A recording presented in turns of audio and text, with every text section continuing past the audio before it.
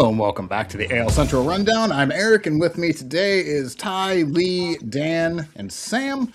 We have passed the halfway mark, and I think if you would have told us the standings at the start of the season, what they are 80 games in, I think we all would have thought we were drunk. Or the worst timeline had happened, which arguably it has. So let's look at the standings and the stats before we go into the normal news. And it is right here. Okay.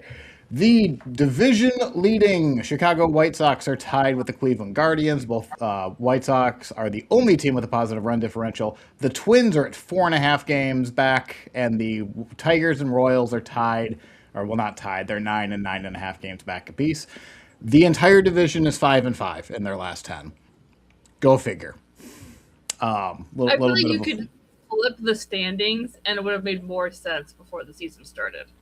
yeah. I think that's well, maybe not Cleveland being fourth, but maybe someone was destined to fall. But yeah, it's just weird, is what it is. Anyway, next up, runs in the AL. The Minnesota Twins leading the American League in runs with 412. The White Sox are third with 392. Then we have to go to ninth with the Royals, 10th for the Tigers, and the Guardians sitting at 14th at 331.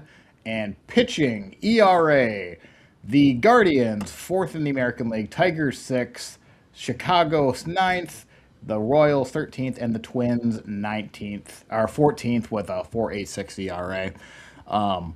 Boy, if only Minnesota had a bullpen that we maybe they would be a little bit higher up in the standings, but I don't know. How are we feeling about our teams, guys? Ty just gives a thumbs up. Would you like to enunciate and to use your words? No, we'll cover it in the series recap. Seriously, yeah. You're going to save your gloating. See, I can go. he's just lucky that he wasn't here last week because then he couldn't have to listen to the fact that he got swept by the Tigers, the 2026 Tigers. Just How far remember a that. week? Don't get How far a week seems, though. Imagine the vibes don't get back too high then. on your pedestal. Yeah, why don't we? Yeah. So if I don't know, Dan, why don't you talk about the Guardians then? Maybe talk about all their news too. So this has been a the majority of this week was kind of a trying week for the Cleveland Guardians in general. Just off the fact that there are a lot of close losses this week, some of which were within the division. We're going to talk about that at length later on, but close losses, not a lot of offense, some frustrating games to watch. And so I think as a fan base, a lot of that frustration has started to kind of spill out a little bit. And so that's kind of another thing. I'm going to try to be more positive in general on kind of how things have gone. It helps that they just capped off a winning 2 out of 3 against Seattle this weekend, another team that's leading a division. So it's not all bad news here, but since Bloody Saturday, where 3 players went down against the Detroit Tigers, Jose Ramirez, Chase DeLauder, Angel Martinez. The Guardians since then are 28th in WRC plus. The way and that's not good. I understand. Like that's the third worst in the league. The way the fan base is talking about it, you would think they were dead last by a mile. And I think that's just a perception thing. It's not necessarily a good thing, but I just want to kind of expose the fact that, like, yes, the offense hasn't been very good. It hasn't been otherworldly bad compared to the rest of the league, though. In fact, the two teams that are beneath them in WRC Plus in this 2 weeks are Atlanta, who was knocking the cover off the ball earlier this year, by the way, and lead their division, and Seattle, who leads the AL West. So you're not necessarily in company with teams like the Colorado Rockies in this former fashion. You're also at this point tied for the division lead with the Chicago White Sox. So it's yes, there's been struggles over this course of 2 weeks with 3 of your best hitters out, but you're right there.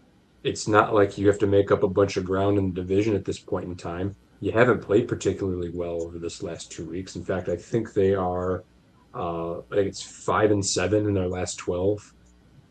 You'd rather be better than that, but it's not like it could have gone a lot worse. not to like kind of lump this on Lee, but Detroit when they got hurt was playing a lot worse than this. Well, we had more Um, players out. You guys have 3 guys Also out. true. I'm so sorry. Also true. It's fair. The other thing here, I'm going to give Taya on the opposite side of things, him a big ups on this. I think Chicago's pretty good. Like, I think that's I think inertia in how people think about teams. And everybody still thinks that they're the bad team that they were the last 2 years. That is not the case. That team can hit. So you're in it, you're competitive. And then the last kind of piece to this that continues to allow me to feel a little bit better about things is Chase DeLauder did come back today. He was a major player in an eighth inning 5 run rally that helped the Guardians best Seattle and win that series, as I mentioned earlier. And he's just a huge addition back. He had the second best WRC plus on the team, slashing 263, 337, 408 so far. Also, one thing that's kind of gone away early in the season, Cleveland was doing a great job of putting the ball in play. And that's obviously a hallmark of Hogs ball, quote unquote. He has the second best K rate on the team. He doesn't strike out a lot. And so getting him back just off of that, getting him back more of their offensive identity, I think matters. He's going to hit second and third every day. Take some pressure off of guys like Quan and Rocchio or the guys they've called up, Cooper Engel, Julio Watson, etc. And it's the first step in getting this group of 3 players back, is getting him back. We'll see how it goes. I obviously had some good at bats today. Like I said, factored into that 8th inning rally. I was a little worried about um, timing. He didn't go on a rehab assignment. They just threw him back out there today, and didn't seem to be an issue. So uh, positive steps overall with getting him back. The last thing I see, Eric, you've put up a clip or somebody has. Do we want to play the clip or can I move on to Cooper Engel? No, I just wanted to show you because you hadn't seen this yet. This was Yeah. the game winning, what ended up being the game winning hit today, and DeLauder just came off of the IL, and I just want to see you wince on camera watching him jump over this bat. Hoskins hits it deep into left center, bounces, jogs into right, but this relay throw, the bat he does like this little stutter step. Garver doesn't handle the ball, but there was like a moment where DeLauder either had to like jump on the bat, either delay his slide, or it was just kind of what should have been like a play where muscle memory takes him home. He had to adjust very quickly. Yeah, Someone that's should have gotten that bat out of the way. I mean, they had plenty anybody. of time. Like whoever was on deck or someone. Well, that was kind of my thought. Was I know like it's not a big gripe, but like the umpire is there. The umpire had to have seen that play developing and like just go move the bat. Like Or Quan. Quan was right there too. But I mean, Quan's still in the action. He's trying to get him to like slide and go down. So like maybe he's not looking at the entire bat. So like I don't know. But it was just kind of funny. He's activated off the IL, and then in a crucial moment, it could have just turned into another, won the battle but lost the war type thing. Good way to test that hip right off the bat, I guess, or that rib rather. Yeah. So, I mean, he was able to do that. He stayed in the game. He came out unscathed. I think we're in decent place for a guy that. The one thing Eric didn't mention is he's got an injury history in the minors. So The we one made thing I it want through to make step one. a comment on regarding the Guardians, Go ahead. 28th and WRC plus. Yeah. That was with 0 external reinforcements. That's all keeping it in the organization. So again, Yeah. even to be 5-7 since Bloody Saturday, is that what? That's what I'm dubbing it as Bloody Saturday. Yeah. Like the fact that it's all still in house, the fact that you're still in the division, you really don't have a lot to worry about. I think that's a testament to how the team's built. I They're going to guess get those my guys back. my not disagreement or counter argument, but just other point, I guess, is where were you guys in WRC plus before those guys got injured? I feel like, I mean, you're second to last in runs scored in the AL. I feel like it's not that much of a dip. It's more just that's kind of on par. So, and maybe there's a valid point there, Lee, and I don't know exactly what this ultimately means, but the way that the last 2 weeks have gone, at least again, I'm kind of reacting to the fan base, and maybe not even just the fan base, but don't always listen to people you read on the internet saying things. But that's kind of what I'm reacting to. I got a little bit hooked, and so you would think that they were averaging half a run a game, over this last 2 weeks, the way that people are kind of behaving themselves. And my overall point was perception is not reality here, people. Like, yeah, the offense could be a heck of a lot better. I'm not going to deny that. But they're weathering this not quite as well as I would have hoped, but it hasn't been a disaster either. Like, you're tied in the division. Your WRC plus is not good, but it's not, burn it all down bad because you're so worse than everybody else. You're starting to get guys back. In this case, the water. Like, you're still tied in the division. Like, this is okay. Like, what were you expecting? You lost three of your best offensive players all in the swoop of one afternoon, which is a perfect reason to call something Bloody Saturday, by the way. Um, Cooper Engel, we'll leave off here. So the Guardians were able to, or didn't weren't able to. They decided to promote their number three prospect within the organization. Was number four at the start of the year, but Bazana has matured off of this list, but that's beside the point. Cooper Engel, largely speaking, is a catcher with good hitting ability, especially contact hitting. And he did show some power though at AAA this year. His OPS in 51 games at AAA Columbus, 967. That included 12 home runs in 51 games. That's good for a 36 home run over 150 game pace. That's uh, the Columbus ballpark is offense friendly, so keep that in mind. But that's he hit 30 home runs as a catcher, at least on that pace. That being said, this team, the Guardians, with him on the roster, technically have full catchers now.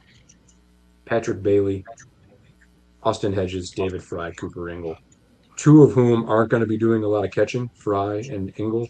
Engel played a a little bit of outfield towards the end of his stint at AAA this year in preparation for finding him an opportunity to play in the major leagues because the Guardians are so heavy in emphasis on defensive. Uh, they want good defense behind the plate, and they've got that in spades with Hedges and Bailey.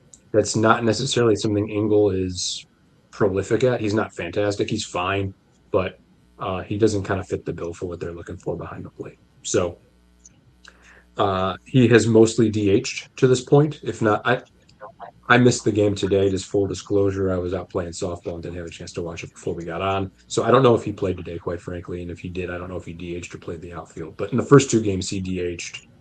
Um, eh, just a couple other notes on him. He's got a lot of confidence, or at least he's seeing the ball real well. His first at bat as a major leaguer, he swung 3-0 and hit it hard, but he flew out. So you don't, 20 years ago, that's something you wouldn't have seen from anybody ever. And here we are, Cooper Engel doing that in his first at bat. And then he did have a 2-run single last night that was a major factor in the 4-3 victory. So that was his first hit in the majors. Good time to get it. And I think Engel is just another in. The Guardians are looking for quick bursts of offense where they can get them right now because even though I've said the production hasn't been as bad as people perceive. It hasn't been good. So they got him up. Khalil Watson has been very good. Ty's gotten painfully familiar with Khalil Watson over the last week. He was very good in the Chicago series. More on that to come. But they're just looking for it where they can get it right now. So they can stem this tide. And I would just, I also kind of wonder if for Engel, this is an opportunity to showcase him in case anybody out there might want a bat first catcher on the trade market this summer because I just feel like he's a very like his future isn't as a catcher in the Guardians organization. I wonder if maybe they find him a new home for and get something nice back that could help them down the stretch. So that's just me. I think they're kind of killing two birds, one stone, trying to get him at bats and show him off a little bit, but also they kind of need him right now. Two things for you, Dan. Number one is you better be glad that Engel does not have LaRussa as a manager. He would have probably sat him down, had a conversation about that 3-0 swing, but, I'll put that aside for right now. And the other thing, we talked a little bit about when we had Bloody Saturday, we talked about what is the Cleveland Guardians without DeLauder, without J Ram. How do you feel right now? Just like I've been saying, like it hasn't gone quite as well as I would have hoped for this 2 week stretch. But man, could it be a lot worse. So I'm okay. We're tied for the division lead, 5-7 in the last 12 that have transpired since Bloody Saturday.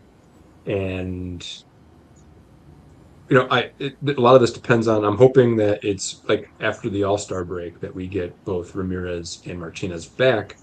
But if it keeps going like this, we'll be okay. We'll get through it, and that's really where we're at. Is like let's just get through this portion of the schedule and get our reinforcements back.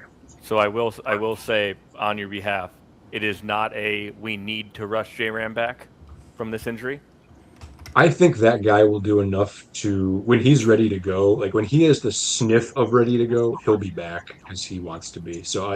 There isn't going to be any need to rush him. He'll either be ready or he won't. And when he is, you'll know he'll be there. So I get your question though, and like no, let's just keep playing it out for now. I have a Well, question. What is going to happen with Bo Naylor? That is a really good question. I don't think he might just be a AAA catcher for a while. Like I don't have a better answer than that. I don't know that anybody else would really be interested in him, quite frankly.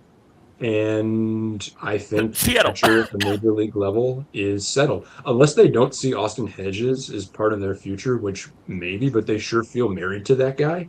For what you can laugh at if there's a good or bad reasons or not. You can kind of question that either way. But I think he's a AAA catcher until he proves that he's not. It just interested me that they're like, we need a bat. Let's bring up the catcher who's doing really well, who's not Bo Naylor. You know, like I figure if you need a guy for like 2 weeks or something, you bring up a guy who's been up there before. You don't bring up. You mentioned something I think is really interesting, Lee, that I've kind of had in the back of my head. There were all these guys from the minors this year that I expected that contribute to this team. Kafis, Valera are two of them. We haven't gone back to the same well more than once. Like when the outfielders got hurt, we went and called up Khalil Watson. We didn't call up CJ Kafis, who had time in the show already and had shown a little bit of something in the majors. I don't know what to make of that. I don't know if that's like, I don't know what that is. If that means like not a ringing endorsement of CJ Kafis, or if that's like we just want to try somebody else because we want to get them exposure at the major league level. I don't know, but for whatever reason, the Guardians seem to want to like they haven't gone back to the same player twice yet. Same thing with Valera. Like he was up, he hasn't been up since. I it's interesting, and it could be either of those things, but I did notice it. I have a. Is there an kind element of a- is there an element of we know what Bo Naylor is at this I point? think in Bo's case, yes. Like I think that guy had like 2.5 years in the majors. Kafis is also, like I say, he's a third prospect in the system. Like he was knocking the cover off the ball. That to me, Lee, in that case, I don't think it was weird they left Bo down. Some of these other guys, I'm like, why hasn't Kafis gotten another look? Why hasn't Valera gotten another look? And I don't really know why. But with Bo, I get it. I have a theory. Bear with me. So when Phil Perez had to go on the IL and he went on the 60-day IL, Tigers have brought up Trey Cruz and Ben Malguiri. Both of those guys are like they're not prospects, but they haven't made the majors before. They're like mid late 20s. They've shown some promise, and it's fun to see them come up and get their major league debuts and they contribute a little bit in the outfield.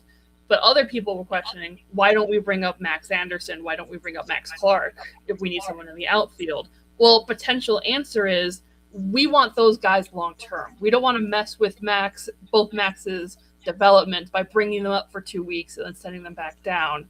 Let's bring up the guys who aren't going to necessarily be part of our long-term future. Maybe it's something similar like that, where like we want Bo Naylor to have a future. Let's not screw with him by sending him up and down a lot. One thing I will say that I should have said up front is Engel isn't up because he's a catcher. Engel is up because he can hit the ball. He hit 967 OPS at AAA. They weren't looking for another catcher. They were looking for somebody who could stand in the outfield and hit. And so they got what they needed in that regard. But again, somebody like Watson maybe rings to what you were talking about, Lee. He's like a lower level prospect. There's a point in time where maybe we thought he wouldn't even make it this far. Like that to me makes sense. Or like maybe that's why they brought him up now to not mess with his development because they're not as dependent upon his development. Maybe it doesn't really apply to Ingle and Naylor as much as it does to like Capus or something. Yeah, I don't know. potentially. Any other thoughts on Cleveland? I just want to say sure. I'm not surprised they lose 3 of their best hitters and they're tied for the division lead. At least Still do the shocked. same effing thing. Yep. Color us all surprised that.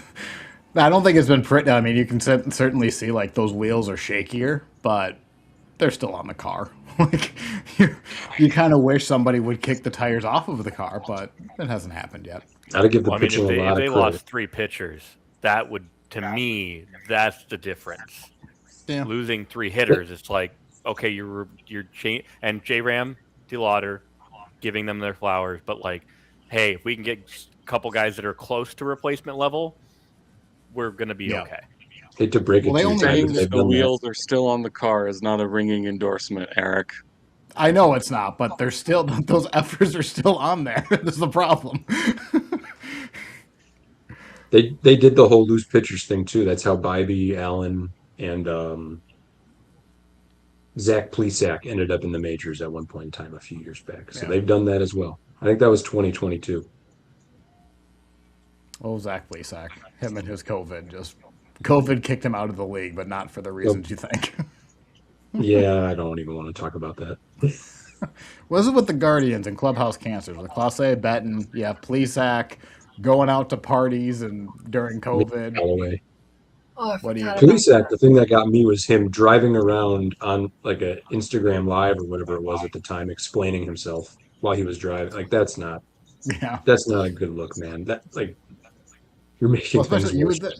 What was so weird about that is his dad is a very notable national personality, and you would have think he would have been media savvy enough to like not do that, to just eat it, like, and not do that. You would think. But oh well, I don't even think he's in the majors anymore. I just want to say, Eric, I know people who are media personalities who are not very media savvy. This is fair. But you would think his dad was a former pretty good pitcher who's been on MLB Network for a decade plus. Like, I don't know, not that he's going to ask his dad for advice all the time, but that would have been like, before you hit live, maybe just like, hey, Pops, is this a good idea? Who Eric's knows? thinking too much common sense. You got to stop that. I don't know. So, all right. These are professional athletes we're talking about. Right. So Lee, what is if it's Bloody Sunday for what Cleveland went through? What was Detroit? Is that like, I don't know, Noah's flood? Dante. That was the It's Detroit like massacre. Massacre? I was about to say, yep, Massacre, yep.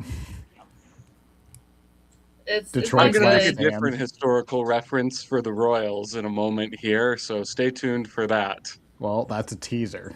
We'll go on to that. Let me talk about Back the in 12. the 70s and 80s, there was a tradition, I say, where Detroit the day before Halloween is called Devil's Night because a bunch of people would go out and burn down buildings. Now it's not really much of a thing anymore, but that's kind of just been how the season has been. It's just been on fire for the last 3 months. It's not Fair good. Just blow it all up. I'm done. The Tigers, after today, have 15 games that they lost after leading in the 7th inning or later. They lead the league in blown saves. By the way, no other team has more than 11 of those. Yesterday, the Tigers were leading 4-3, then 6-3, and then in the 8th inning, Will Vest comes out and gives up 3 runs, and then we lose that game. And then today, Tigers are leading. What were they leading by? They're leading by. It was only by 1 run, right? And then Kenley Jansen comes out. It was tied game going into the 10th. Then Kenley Jansen comes out and gives up 4 runs in the top of the 10th before even getting an out. I saw that too. So And then the Tigers scored 2 runs at the bottom of the 10th, so whoopee. But like, doesn't matter because the 38-year-old that we signed is garbage now. I'm tired I of mean, all of the free agent signings not working. I'm tired of watching our offense not able to do anything. Just blow it up. The season's done. It's stupid. Before the season I said the Tigers should win the division.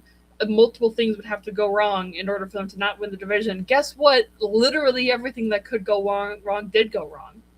Basically everything. We've had injuries upon injuries. We've had regressions from players that we didn't expect that. None of the free agent signings have worked. Just blow it all up.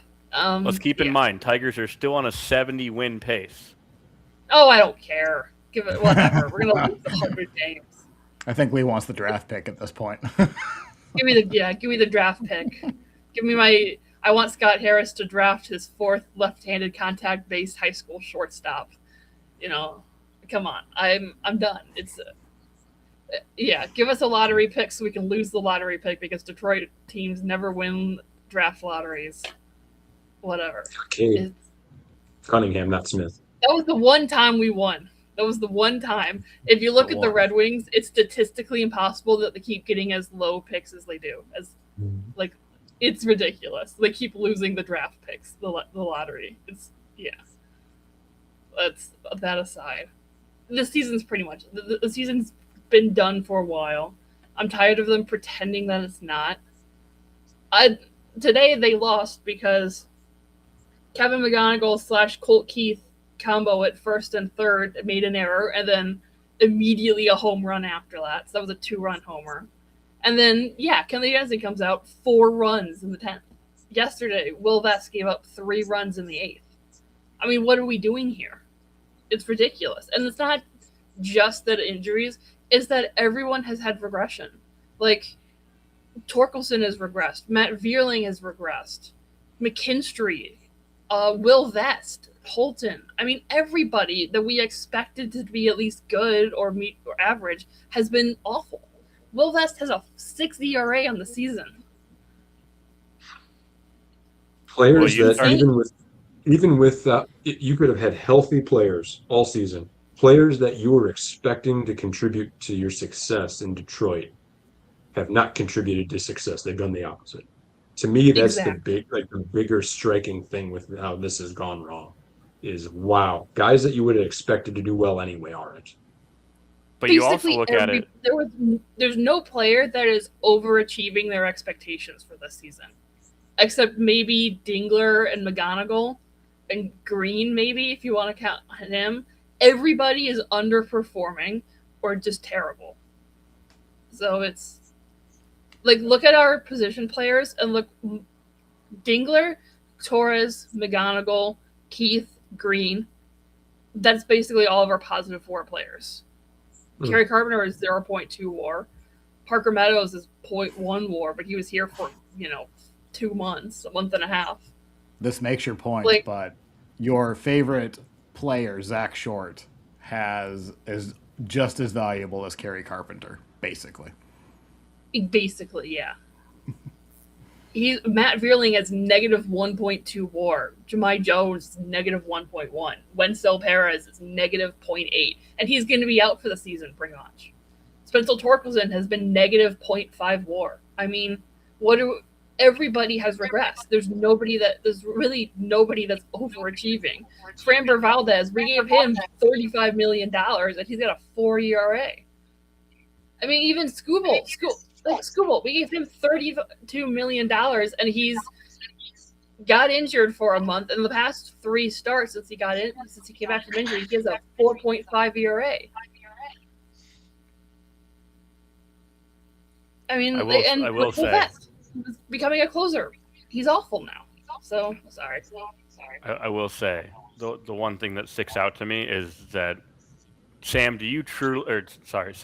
do you truly believe that these negative WAR guys are as bad as their stats are showing, or do you think it's because of the environment they're in? That's my question. I think they're just this bad because it's not like they started doing bad as soon as players got injured. Torque was slow to start off the season. Vierling never got off the ground. Perez started in AAA and only came up because Parker got injured. Jones has never been. He's never shown it this season. Like, I think those are just who those guys are. Like, we were expecting more because of what we saw in 24 and 25, but they were overachieving at that point. I think everybody is just this is just who they are. When unfortunately, and it doesn't necessarily make sense. Like maybe these are bad years. Like Wenzel Perez, he had 2 good years his rookie year and in 2025, but this isn't entirely. You can see it's not entirely unexpected. The last 2 months last year he sucked, but like everyone did. So you can't necessarily predict that. But like, okay, maybe this is just who these guys are. So I don't know if that answers your question. Like, I don't know what to do about Torque, but we've seen this from him before. Yeah, we talked about this on Friday. I think I would be looking to. I'm not going to be shopping Torkelson around, but if somebody calls about him, I'd be very interested in picking up that call, I think. Yeah. Just move Keith over to first, or or Valencia, or the Ronzo or Briseño comes up. Or just get a right-handed first baseman on the market for $2 million. Those are a dime a dozen in the offseason. Rhys Hoskins, get a guy like that. It's minor league deal. Not hard. Minor league deal with the Braves. He was on the market though for a week though. Yeah, my point is, it's not going to be hard to replace the value that Torque is currently bringing. Yeah, I mean that's the problem. He has a 712 OPS. Well, he's going to be higher. He probably has 100 OPS plus, but you can't have 100 OPS plus as a first base DH. You have to be like 110, it's 115. Very easy to. It's very easy to find a over 100 OPS first baseman on the market. Yeah. It's very easy. So I don't know exactly who I want to point the finger at. Right now I'm more pointing it at Harris because roster construction. Did you know, fun fact, the last time the Tigers made a trade for a major league bat was November of 2023. That's a long time ago. They haven't signed any major league bats, and Torres was basically it. It's just the roster construction is the problem. But also, there's been a lot of regression that you couldn't necessarily predict. So I don't know. My worst fear is at the end of the season, Harris is going to sit there and say, well, we only lost so many games because we had an awful May because everybody was injured. Well, yeah, everybody was injured, but they also sucked. Will Vest has a 6 ERA. Kenley Jansen, who you paid, $20 million, sucks and has lost us how many games? Framber Valdez has been mediocre, but that's not what you wanted when you gave him $35 million. I mean, I don't know. At a certain point, you can't just say that it's the injuries. It's the injuries and everything else. So, yeah. I don't know where. I didn't have a plan. I just kind of ranted. I was about to say, you didn't even have notes today, so I was wondering where we were going. No. I was just going off the chest, I guess. Yeah, I mean, we've been talking about it for a month now, that Detroit season is sunk. I suspect Dan won't do it on camera, but I think Dan is kind of doing this about AJ Hinch, maybe about the clubhouse decision making and about the clubhouse guy. But whether we'll ever know that or not, I don't know. But I don't think it's that. It's his in-game decisions that I'm questioning, and it doesn't make any sense. There's that because he did. Why don't you go into the because he substitute, or did you talk about that last week where he substituted? I talked about it last week. Okay, but he keeps subbing in Jahmai Jones for Kerry Carpenter, and he did it a couple weeks ago. He did this twice in the 4th inning, which is just stupid on so many levels. And he keeps using Will Vest in situations that everybody on earth except for him apparently knows is not going to work. Will Vest has a 10 ERA in the 8th inning, but he keeps bringing him out in the 8th inning, and it keeps not working. And it's stuff that makes me question, why are you doing this? Because it does not follow analytics. It does not make sense. So why are you making these decisions where they don't make sense? It doesn't. If he's just doing it because that's how it's supposed to go by the book, but he's not going by the book, and it doesn't make sense. Yeah. Anyone else have any thoughts on Detroit? To that last point, we've seen a little bit of that this week or so with the Guardians as well, where Stephen Vogt's made some platoon type decisions, bullpen decisions that people have been frustrated with as well. I'm not trying to downplay that or say it isn't real, but at the same time, it doesn't. AJ Hinch only has so many things he can choose to do in the first place. And the way Right. this season has gone, it's like he could everything every time he rolls the dice, he's getting snake eyes every single time. And Yeah. some of that's on him for making choices, but some of that is, man, like this team is completely not performing. And Yeah. to me, that matters just as much. I can't explain away Lee pinch hitting for Kerry Carpenter in the fourth inning. I don't get that either. But I can see why when things are going poorly. You're like, man, I gotta lean even more into kind of our platoon splits and things like that because that's kind of what we're comfortable with and what we know. And so maybe I am trying to explain it a little bit. I don't know that it still makes any sense, but I think it's just deeper than poor decision. It's like any choice you make is going to come up crap because that's just the way things are going right Right. now. And I do I think, think like, I know Rocco Baldelli talked about this when it was going, like, when the Twins really collapsed in 2024, and he was making similar decisions. Like, he had, like, anyway, similar decisions, whatever. And he did talk about after the season that you feel like you have to do something as the manager, even though, like, you probably know you shouldn't, but like it's going downhill. You're trying to find a spark, and sometimes it takes a pinch hit, and like sometimes you go off of that and you overthink it and you make a bad decision. Maybe that's what Hinch was doing, but it's just not. You don't take out your best left-handed, well, not your best, but one of your best left-handed hitters in the fourth inning. Like you're going to see another righty by the end of the game. See, I sorry to interject, but I hate that. To me, that screams as a manager, you're Yes, panicking. Like 100%. you want to do the opposite of that. Like you want to keep everything as normal and as routine as it's been the rest of the year. Like, yeah, that's all. If Well, it's to It be feels falling like fair, apart, you don't want to keep it Rocco, routine. You need to change it up. and see to be now fair, we're getting If it's into a already falling philosophical apart, we're going to get Rocco into a philosophical discussion we don't have time for. So yeah. let's table that for when we have a And live one Rocco next time. telling that story also was like him pointing the finger at himself, saying like Yeah. I was also part of the problem. I wasn't doing my job as I was trying to make. I think I'm stealing this from Sam. We're trying to make fetch happen when it's just not happening. I think part of it is look, we wouldn't be That's sitting down and actually having not this something conversation that of I said, Eric. That's from something else. I heard you say it, so I'm giving you credit. Oh, okay. I just remember I guess I got my overall point is I'm questioning Hinch's decisions because they don't make sense for his philosophy. And that makes me question stuff behind the scenes. Um like if someone has to be fired, I want Harris to go before I want Hinch to go. If Hinch is fired, I'll be pissed because it's not he can't fix the roster when everybody on the team just sucks. Like, you know? And a lot of people online are complaining about the platooning and the pinch hitting and the bullpen use.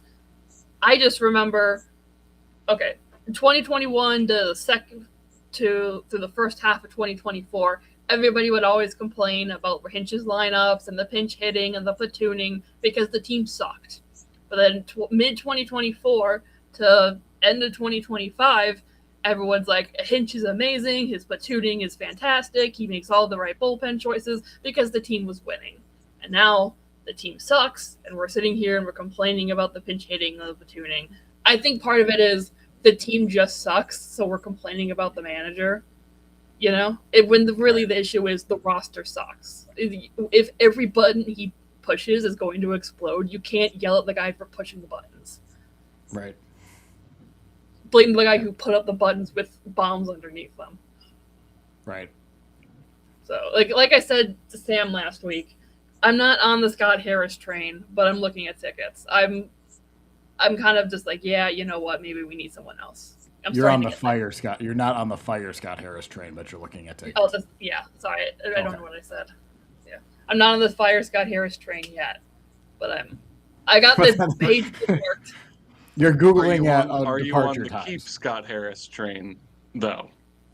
No, I'm not. If Okay. I think So if you're he gets not on fired, a train at all. I'm not really on a train. I'm not. Okay. Yeah, I'm not really on a train. I think right now, if he got fired, I'd be like a little disappointed, but not that much because I think he is very good at drafting and developing. but also the major league roster sucks. I mean, I'm tired of all the free agent signings that don't work and the mediocre trades and the Yeah. stop relying on guys like Jahmai Jones and Matt Vierling and Zach McKinstry. Bring in a Ryan O'Hearn or a Reese Hoskins. Do something that works, for God's sake. I'm tired of everything not working. Yeah. I don't know. I just want to point out that we just said Reese Hoskins worked out. I like that. That's you don't necessarily hear that here, but it's good to get an outside perspective sometimes. Well, it's working better than what Jahmai Jones is currently doing. So Agreed. Hoskins hasn't been bad. He's a little bit in the middle, I guess. he's been more Is he valuable at than the Spencer Jason Torkelson Giambi? has this Is he year, I at? think. Is Hoskins in his Jason Giambi Cleveland days era? It's kind of trending that way. He's a Yeah. little bit more. He plays more often. He's a little bit more noticed to be more productive, but he is very much like elder statesman, clubhouse leader.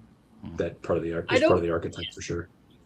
I don't know if it's something with like our coaching staff or a pitching or like the pitching coaches or like something in the scouting, but it seems like every time we bring in someone as a free agent, they just immediately start sucking. And I'm tired of that always happening. The only guy who has not done that is Gleyber Torres and Jack Flaherty that one half of the year. Like that's it. I'm tired of these moves not working. Like is our scouting messed up where they can't find the guys who are actually doing well? I don't know. Like, we signed Javi to a big deal. He comes here and he immediately starts having career bad seasons. It's just all those moves I'm tired of happening. Sure. I don't know if that makes sense. That was kind of ranty. Fair enough. Let's move on to Detroit. Not to cut this off, but we still have 2 series to get over. So I do want to talk a little bit about the Twins, especially because my daughter just went down for a 20-minute nap. It's been weird. I went over that a couple weeks ago when I just did like their run differentials and their win probability charts. That's pretty much continued the rest of this month. They've had some really good moments, like in the last week or so. They won a series against the Diamondbacks, which is a mediocre team. They got stomped by the Dodgers, the best team in the world, but with a sweep. And they just beat the Rockies in a series 2-1. I think that was probably a better outcome than most scenarios, I guess. I just wish they would have done something against the Dodgers. It seems a little bit like a missed opportunity, but whatever. Outside of that, for actual news, I haven't talked a lot about Luke. I've talked about Luke Keeschel, but not a lot. He really had a terrible April. He's been playing a lot better, as in he has like a 380 on base percentage, and he has like a 275 batting average. His power is really, he's not hitting doubles. It's just been a lot of singles and things like that. So he's been playing a lot better, is my point.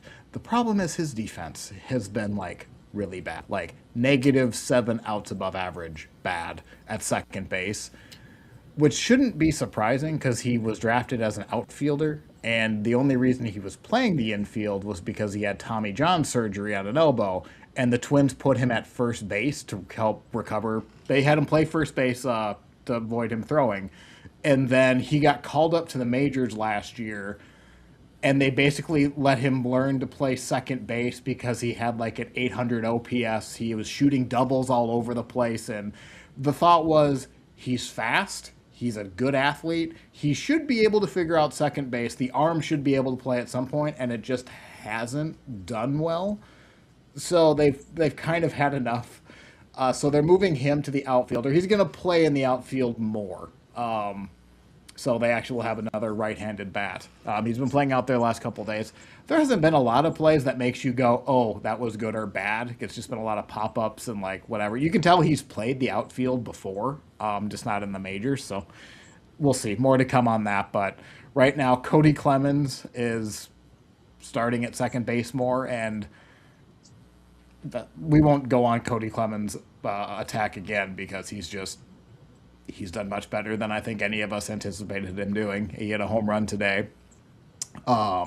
Then their shortstop is Ryan Kreidler, basically because he He's at 100 plate appearances and he still has like a 900 OPS. Do I think if he had 500 plate appearances, he would have a 900 OPS? No, I think that thing would be in the 630s. But 630 he's is high played for him. himself. So What's that? 630 is high for him. Well, that's just it. Like I don't still have a lot of high expectations for Kreidler, but like he's playing himself into playing time while they're waiting. Like, Kalen Culpepper should have been called up like 2 weeks ago, but he pulled a hamstring, so he actually just started today. So he's back, so we can start that clock again. But until like they're just playing Kreidler at shortstop now, which they should. He's earned that. I think he'll get exposed pretty quick, but at least they'll get good defense. And if he, pops a home run every other week, he might find a niche out for himself. And then Mick Abel, who's been gone for about 2 months, just had elbow surgery. But they made it very explicit it wasn't anything to do with the ligaments. So I guess they're just saying he didn't have Tommy John surgery. But they also haven't given a timetable yet. So what's his timeline? Next year, probably. He hasn't pitched since like April. It's now June. He's probably going to take 6 weeks minimum of whatever surgery to cover from. He's then going to have to build up completely. Timeline's looking like August at the earliest, and that's just me speculating. Likely we'll see him in spring training next year. But the big news I missed because I was out last week. But the big news, at least speculation-wise, is Byron Buxton is tired of your trade speculation.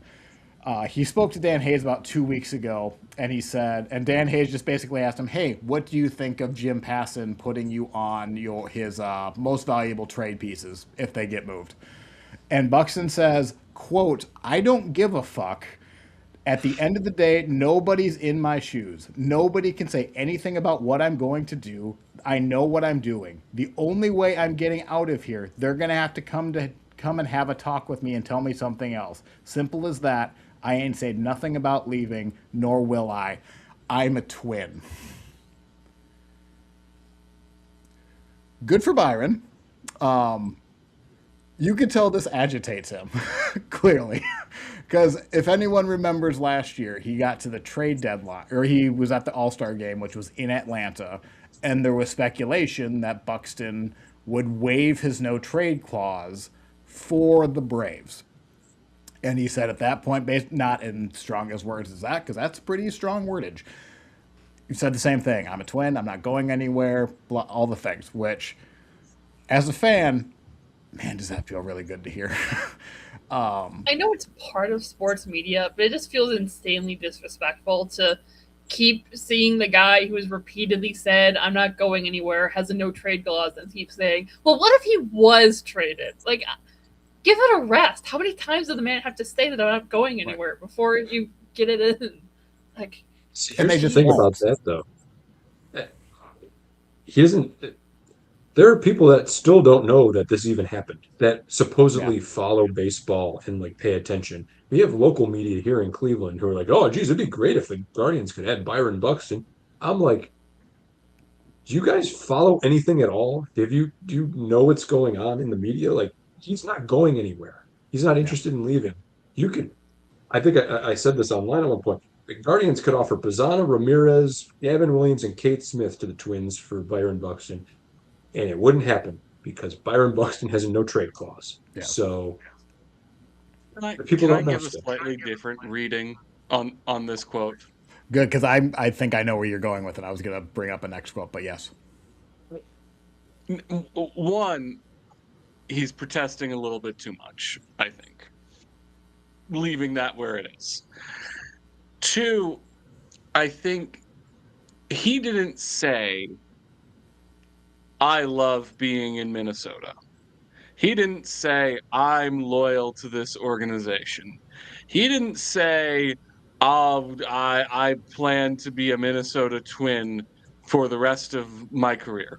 No, What but he he did said last year. is, huh? He has said that repeatedly for the last couple of years, like almost verbatim what you're saying. Well, okay, sure. But in that quote specifically, he said, "I am a Minnesota Twin." He's talking about what's going on right now. Yep. He didn't say, I'm going to definitely be a Minnesota Twin in the future. And one of the things for me is, I don't know if you can clarify this, Dan, Eric, Lee, Ty, anyone. Has Byron Buxton ever said why he likes being in? Has he ever said, I like being in Minnesota? Has he Yes. ever said, okay? So again, this goes back, and again, like I don't blame you for not knowing this. This was the whole talking point of him in the at the All Star game last year, and Byron's an introverted guy, is what I will say. Like he's not much of a rah rah speech guy, and I would say 75% of the time, anytime somebody came to him with a microphone, it was to ask him about what injury he has and how it's going. So he Mhm. does not talk to the media a lot. He also, because Minnesota, there are Minnesota fans who have been absolute cesspools to him. So like his Twitter mentions, I couldn't even imagine when he had the audacity to have all the injuries that he had. That I remember there was one time he actually fired back at a fan in the 15 years he's been with the organization. What he has proven though is he signed a very team friendly deal, a 7-year, $100 million contract a couple years ago. The reason they got it was because of the injuries, and I'm not going to feign that. If he would not have wanted to stay in the organization, he would have gotten more on the open market by not if he wanted to actually leave. He also they also said it leaked out after he asked for that no trade clause, even though it cost him like $30 million in negotiations. Now Mm. they did add in escalators and things like that. So like his reasoning for he has said he wanted to stay with the team that drafted him, that he loyalty means a lot to him, that he has grown to love the community and like all the other buzzwords that other athletes stuff. What I will say what makes Byron a little bit different, and I think you can add Jose Ramirez and Salvador Perez to this category too, is they did sign extensions. They have done nothing but be like mentors and like positive role models for the organization their entire career.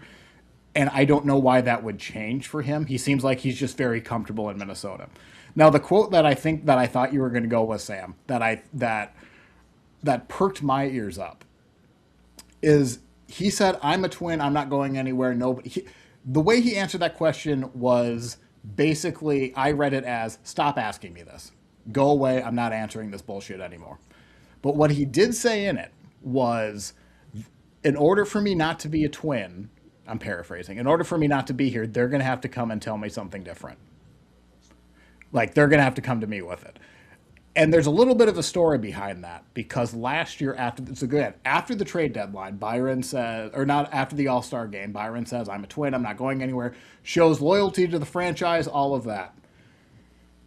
And it turns out in the offseason it leaked that Byron got frustrated with the organization that nobody on the in the front office went up in front of a microphone and said, "We're not trading Byron."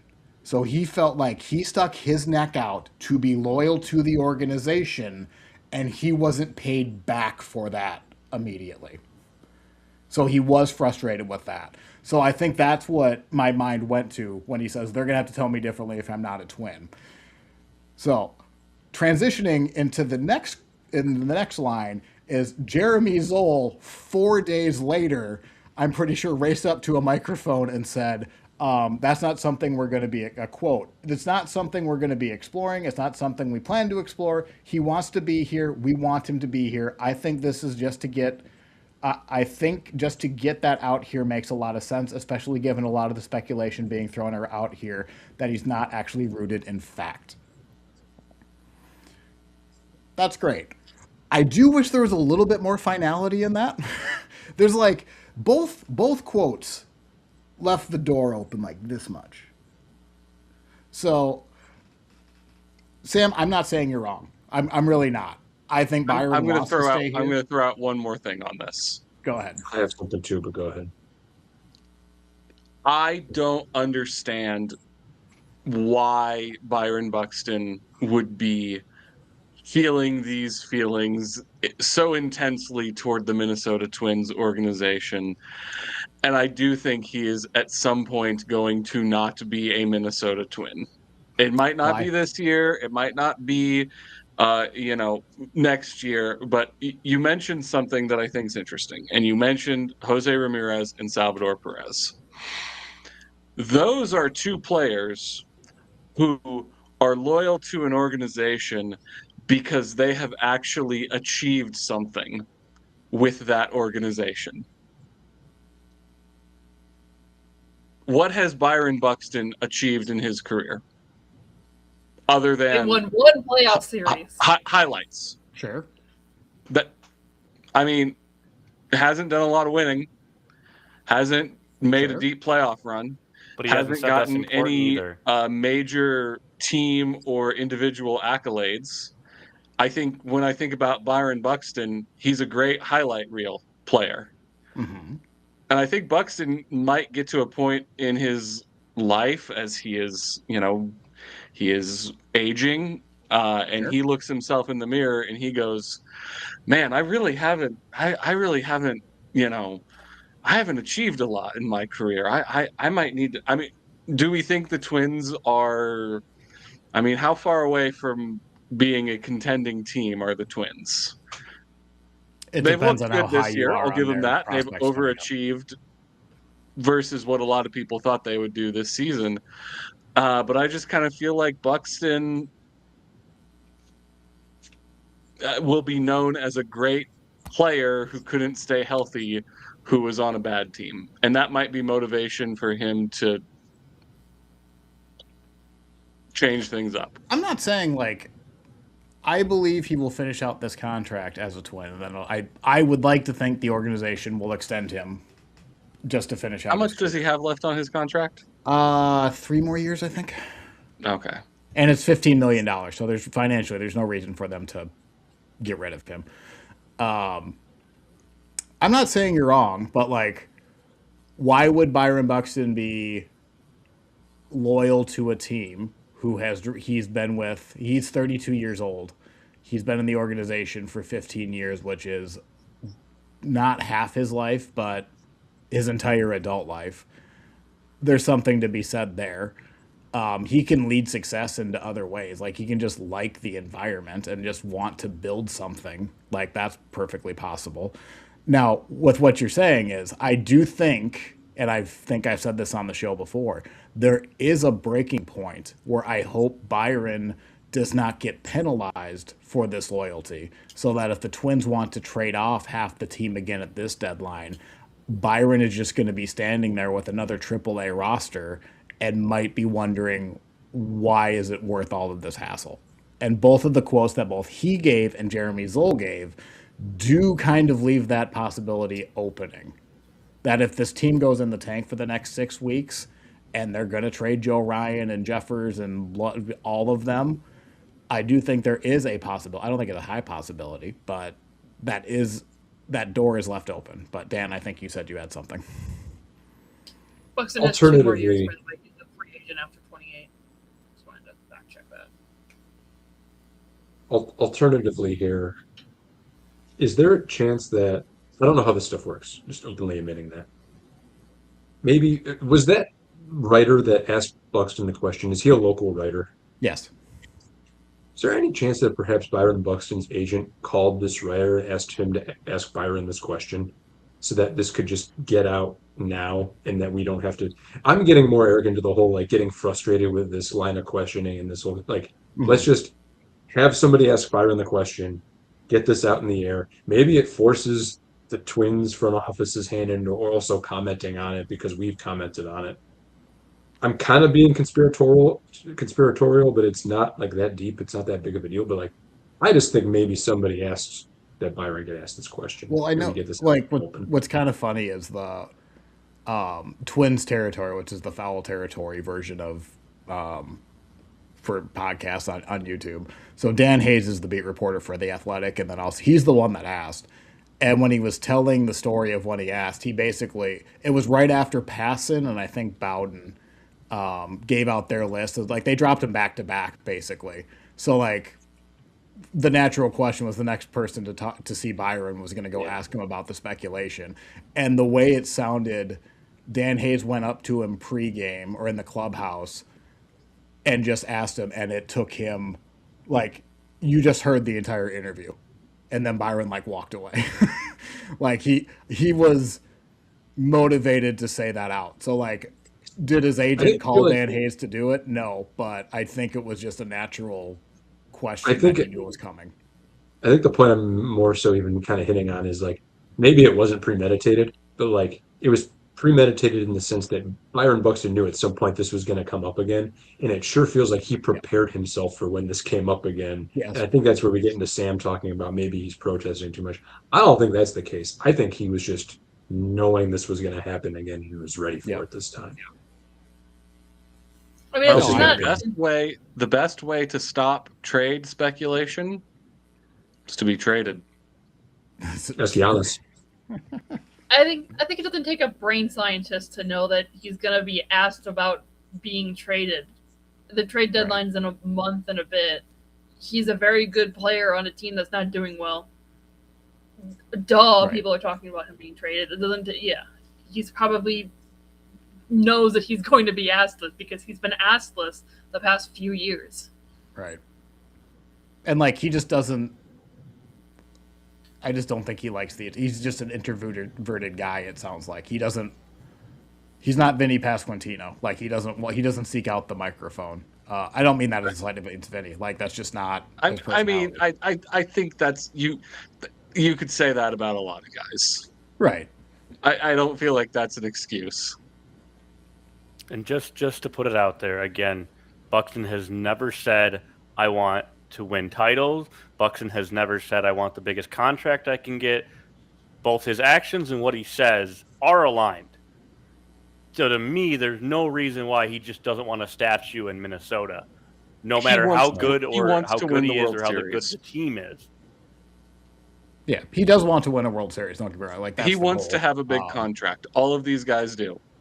But he could have But it's not gotten a their larger biggest contract. price. Sam It's would not be my necessarily his counterpoint to that. biggest He could have priority. gotten he would have had a really fascinating free agency with all of the injuries. So I don't know what he would have signed for, but it would have been more than $100 million, and it would have been less than 7 years. There's I think something you to be can say said that about there's something to be said about an organization sticking by a guy that couldn't stay on the field for a while. And maybe sometimes you keep that in mind when your time for your contract comes up. Right. I think you can say that some players don't want to win a World Series as much as other players want to win a World Series, right? Like Skubal wants to be given $450 million. He also wants to win a lot. His priority is not staying in one city and having them build a statue for him, right? Versus other players' priorities aren't going to necessarily being trophy chasing, bouncing around from team to team in order to try and be on a team to win a World Series. You know, like other guys are going to be like, I want to stay with one team for 20 years and see how it goes.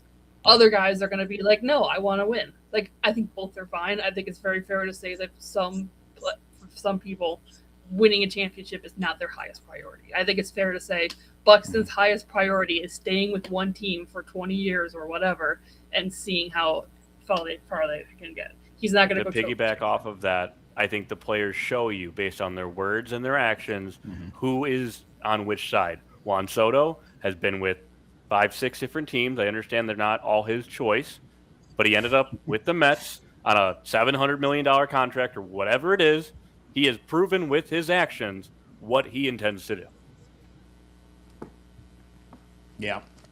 Take us out of baseball for a little bit. Dylan Larkin does not want to stay in Detroit for 20 years, even though he was born and raised here and has made the captain, has been here for 10 years. His priority is going and winning a championship with his best friends. Like, he does not give a shit about staying with his team. He just wants to go and win with his buddies.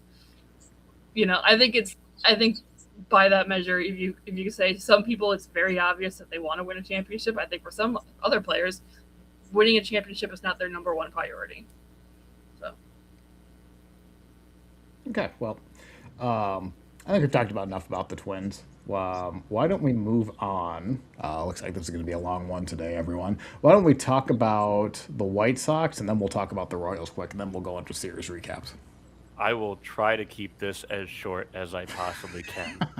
I just wanted to provide some injury updates. I know it's been a while since I've talked about it on the podcast. Murakami, he will return projected right after the All-Star break. Obviously, we've been out without him since May 30th, so we're about a month in on that. Obviously, I think we performed a little bit better than what we expected with him out. We did get Kyle Teal back this week. He has had 17 at bats. He's again been out since March, and 760 OPS through those first 17 at bats. Whatever you want to take away from that, you're more than welcome to. Jordan Hicks just came back. He was out for about a month. He has 0 earned runs through his first 3 relief appearances this past week, so that was nice to see. And then Noah Schultz is on a rehab assignment. He is expected to start in David Sandlin's spot. So we'll talk about it during the series recap. But David Sandlin was DFA'd right after, or sent back down to AAA right after his start on Friday. So we're expecting Noah Schultz back up in that spot. And because I know this is going to come up as we start getting closer to the trade deadline, we have 5 pitchers still on the IL with no real progress, no communication and progress. We've got Shane Smith, Baroa, Kai Bush, Drew Thorpe, and Jordan Leisure. Really starting to wonder if we can even bank on these guys coming back, or if they just have to approach the trade deadline as if these 5 people don't exist. We'll just figure it out, I guess. Even though, once again, these are guys that have done well before, different levels of professional baseball. So it's going to be really interesting to see how the Sox approach that. yeah, I don't know, because we talked a bit about before, okay, the Sox are just a little bit back. Do they buy? Do you think if, let's say, trade deadline comes 5 weeks from now, the White Sox are a game back of the division, first wild card or second wild card, do they buy? They're buying no matter what. That is my understanding. What are they buying and how much are they buying is the question. Is the better They're way not to gonna say have that to maybe control their that they're not selling? Not selling. Yeah. But actually, I don't. You know what, Dan? That's interesting because I wouldn't even say that either. Okay. Because I wouldn't be surprised if they tried to move some of their veteran pieces. I don't think that's the right approach where we are and what next year has to offer. But I don't know. I think this hope is they gonna buy be- a little bit. I think this is going to be a tough trade deadline. There are a lot of teams that still think they're in it. I don't know that there's going to be a lot on the market, quite frankly. We'll see. I don't know. That's where I I kind of think it'd be wonder. very. I kind of wonder if this is the Twins are likely to sell let's just say the Twins go on a little run and the Twins are 500 and they're within it. I could still see them trading off because I think this is going to be such a seller's market that you're gonna look at deals that are gonna be too good. Like Trevor Larnach might actually get a decent return if nobody else is selling. That's what I was just about to say. I'm actually really excited to see what the Tigers end up doing. Assuming Scott Harris doesn't bungle this completely, Tarek Skubal is going to have a bidding war going after him because not a lot of teams are going to be selling, and everybody's going to be trying to get him. It'll be very interesting to see how it all shakes out. Again, with not knowing what next season has to hold, at least from my perspective as a Sox fan, if we sit here tied with Cleveland on June 28th, why not? Why not buy as much as you possibly can without giving up your entire farm system? It would not make sense to me not to. They've already proven to you, even with the injuries, with Kyle Teal going down, with Munetaka Murakami going down, they've still proven to you. I mean, once again, whether you believe it or not because you're listening to this podcast, the Sox are a fun team. MLB as a whole thinks the Sox are a fun team. I don't think that's going away anytime soon. Are they going to take a step back at some point? They might. But again, I think that anything that we acquire at the trade deadline can and will delay how long it takes for this to die down. With that being Let me said, give you an alternative to what they might do at the trade deadline. Play things for how do I say this? Make a play for the future. Make a play for having some guys who are going to maybe contribute next year or the year after. Because I think the Sox have obviously, played very well this season, made a huge improvement. Maybe the team just says, hey,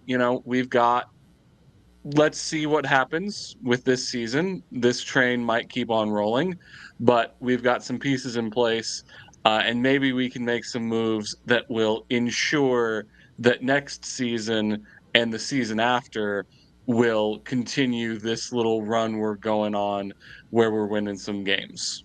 I think that's a likely scenario as well. Controllable pieces. I Yeah. think that's the goal. However, are you willing to give up your last few major prospects to get that? I think that's the major question that comes back at the end of this. My dad's even mentioned like getting rid of major league roster guys. I think that's the wrong approach. I think anyone that's currently on our major league roster should be mostly untouchable, minus like a Benintendi, someone like that.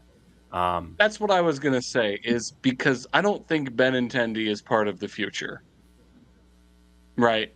He might be having an okay season this year, but he's not going to be, there are some pieces on the team where you look at and you go, well, he's not going to be, he might be good right now, but it's maybe a more wise decision to get it's the old thing with Bill Belichick people would always say about him that it's better to get rid of a piece a year early than a year late.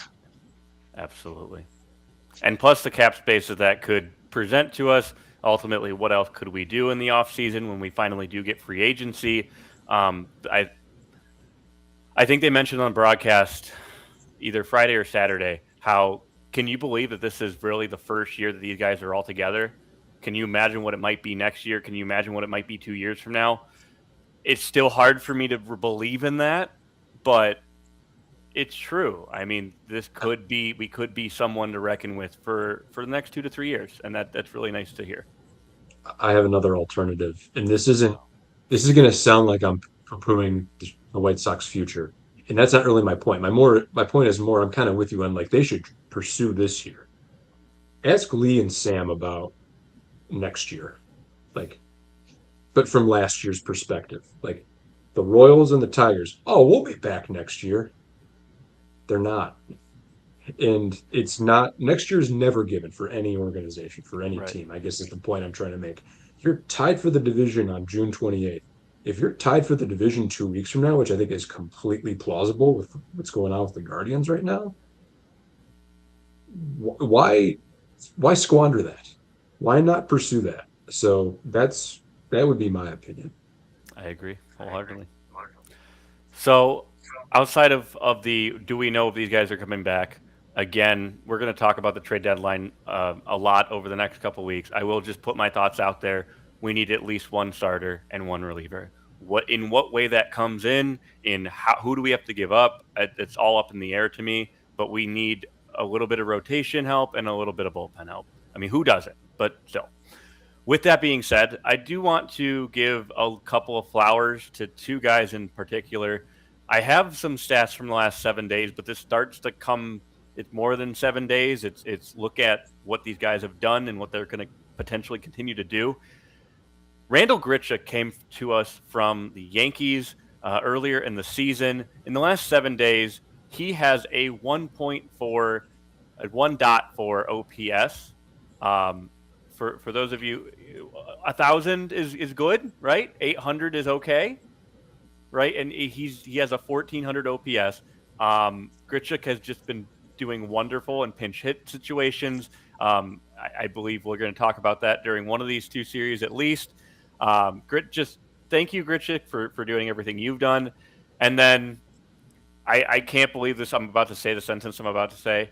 Luis Angel Acuna, welcome to the White Sox. What are we doing? Acuna in the last week has had 1,000 OPS. Again, minor sample size. I really do wonder if behind the scenes they've been working on stuff with him to try to figure out what his swing is, what he really should be doing.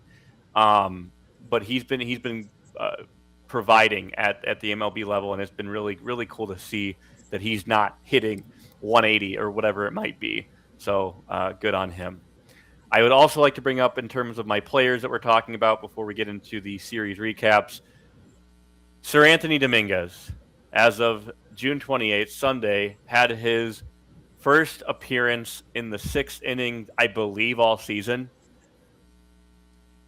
In the last week, he had a 20 ERA in 1.1 innings pitched. Okay, very small sample size, whatever that might be. He has absolutely stunk in the closer role. I mentioned this here on the podcast earlier in the season. In the 8th inning, he had last year, he had like a sub-3 ERA. And in the 9th inning, he had a 5+ ERA. The numbers prove it. The numbers are going to continue to prove it. High leverage, end of game situations are not for him.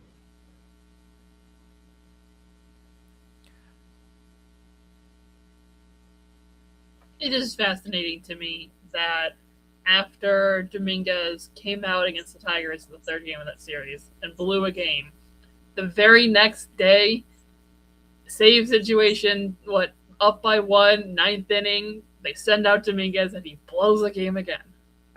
I don't know. That just fascinates me.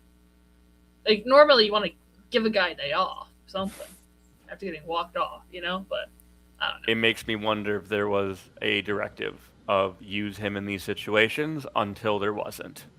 I know, like, the Twins' philosophy is when a reliever has a bad outing, get him back out on the horse. Like, get him out there as soon as you can, so that they can forget the bad outing. But I'm with Eric on that and the Twins' philosophy. Get him back out there. Don't let him sit with it too long. But after 2 or 3 blown saves, that's no longer just a random occurrence. No, that's we're getting into Trim territory then. Yeah.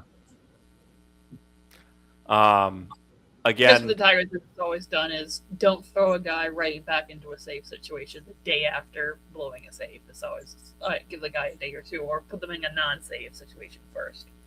After the pod, I will be checking Kenley Jansen versus Sir Anthony Dominguez in the 9th inning. I'm very curious to see that. God, I'm on it. Before we get into series recaps and the Royals going, I just want to say that we did score 20 runs in the first time in 20 years. I actually I love to share that I was actually at that last game that we scored 20 plus runs, which I had no clue. So that's cool. God, I'm old. Anyway, our starting staff continues to push a shove, if you will, at home, minus Anthony K today against the Royals, and the bullpen is rolling other than Dominguez. That's all I really have on the Sox for right now.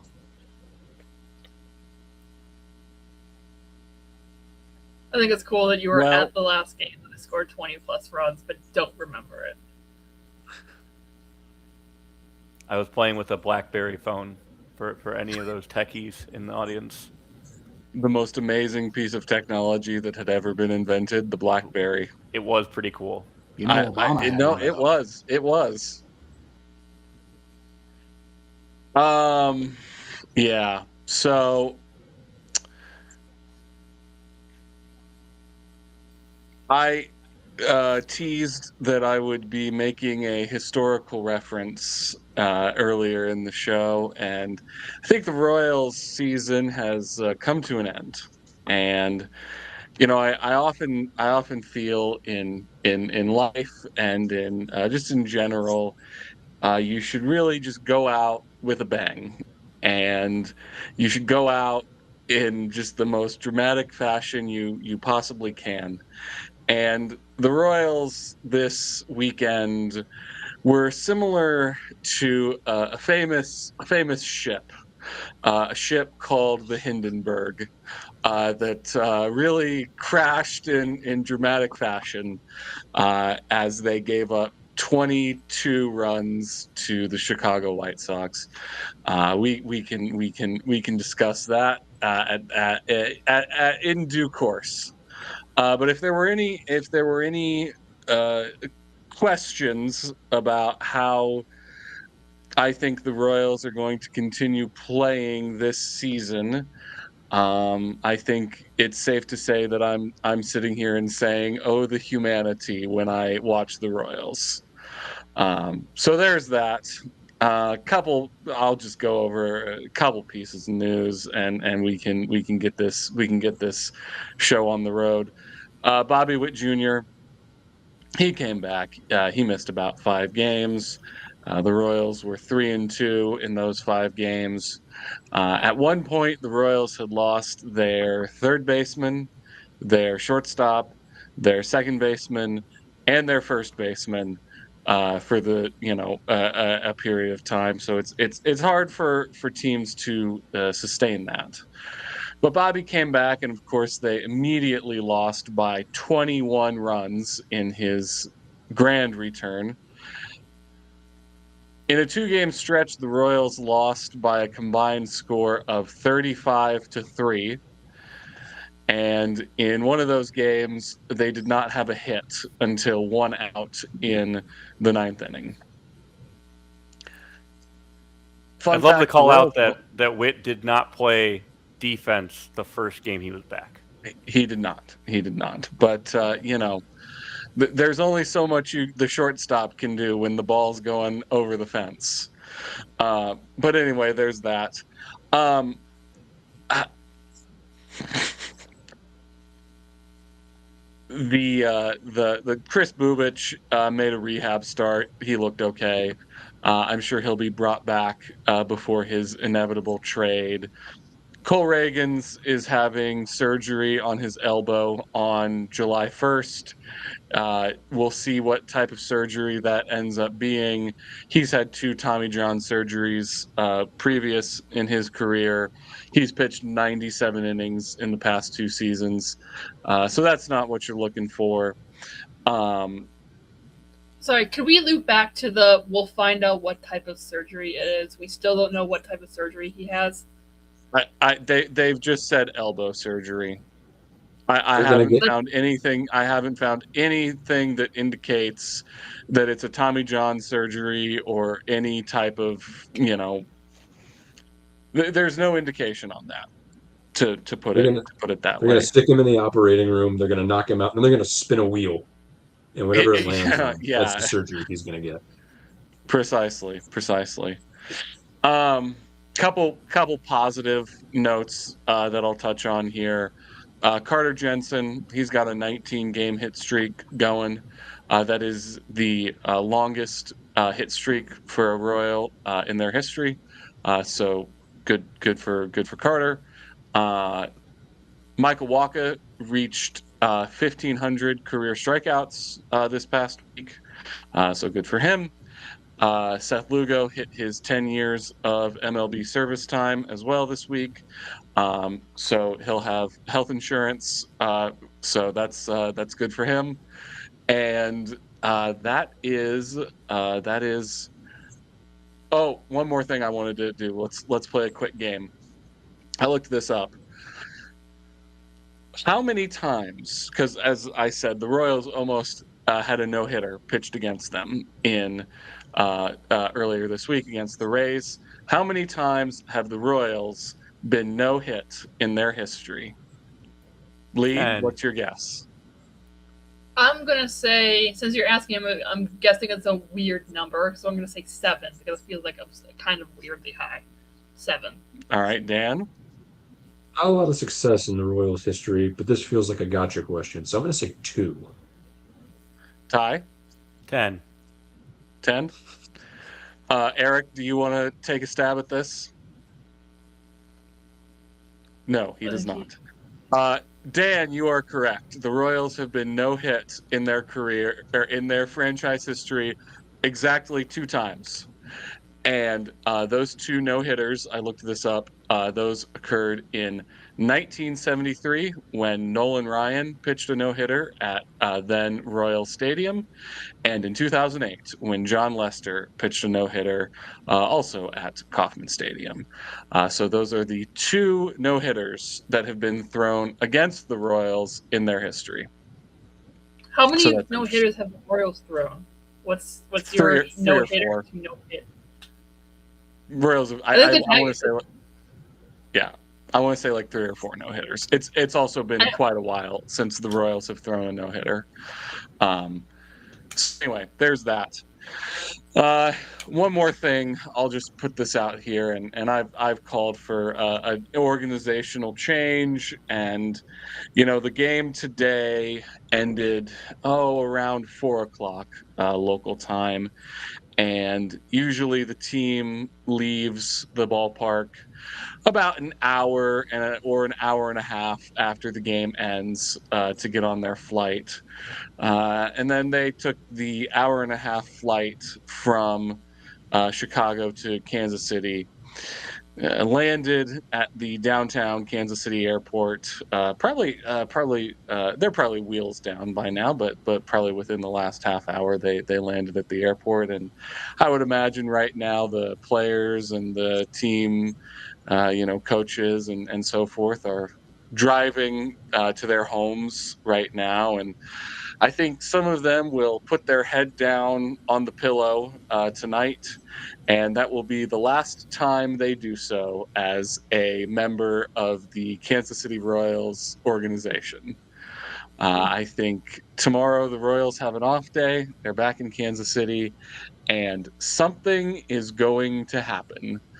When you embarrass yourself like that 2 games in a row, and you don't have any positive, well, very few positives as an organization, I think there's a real possibility we might see some heads roll tomorrow, but we'll see. I Sam, certainly don't Sam ever for wish Sam wish for the that on jury. anyone. Sam, for the jury, you're not going to kill these people, are you? Like you're making it sound like you're about to hunt them down. They're going to be See, brought out to the City Plaza in Kansas City. here's the thing. I live 2 hours away from Kansas City, You're not saying no. and there would, if I were to do such a thing, there would be quite a paper trail on that. So I think that my and one of the things that I think is very important to remember anytime we're talking about a team who's not performing well is to, as a fan, remember that it's just sports, right? It's not, it's not that important. It's not worth a homicide. I'm sorry. It's not worth a homicide over. No, no, no. It's not worth a homicide, and it's not even worth going online and posting nasty, mean, negative, hateful comments about, people who are just doing a job, and doing a job that they love, and people who are so fortunate to be able to, play, coach, manage, baseball for a living. I mean, that would be a dream come true for a lot of folks. So, I just think again, I hate to say it, but I think we're going to see some. I think we're going to see some folks who are going to lose their jobs, if not tomorrow, but at some point, perhaps at the conclusion of the season. And that'll be, that'll be a change that I think will be welcome by a lot of fans. It's not okay to go and say mean things about players and coaches and stuff. It's always okay to dunk on owners online. That's acceptable. They're billionaires. They can take it. Amen. Well, and I don't. Again, I have. my feelings toward the Royals owner and their ownership group is, I would say, leaning toward positive. There's some negative with the Royals owners, but I would say for the most part, I lean toward a positive opinion on the Royals ownership group, at least just me personally. The Illiches are one of the first groups of people to put external money towards the PWHL. So we might get to blame Illich for 3 different Detroit sports teams, depending on how that goes. Yeah. But anyway, I as I've said, there's really, as far as, again, there's really not much to talk about. They're bad. They lost. Their players are injured. What are you going to do?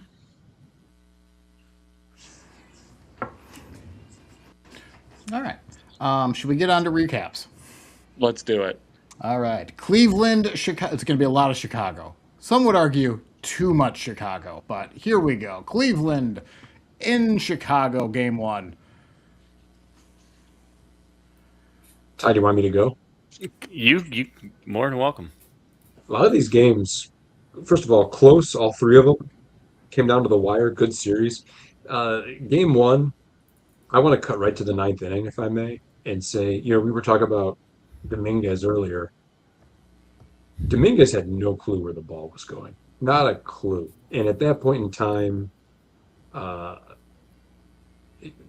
Chicago had a 1-run lead, if I'm not mistaken. But staking to that, we could talk about if maybe he should not have been put in that situation in the first place. But um, gives up a walk to Bazana, who then really heads up, went to steal second, ends up on third because of a wild pitch that simultaneously happened during the stolen base.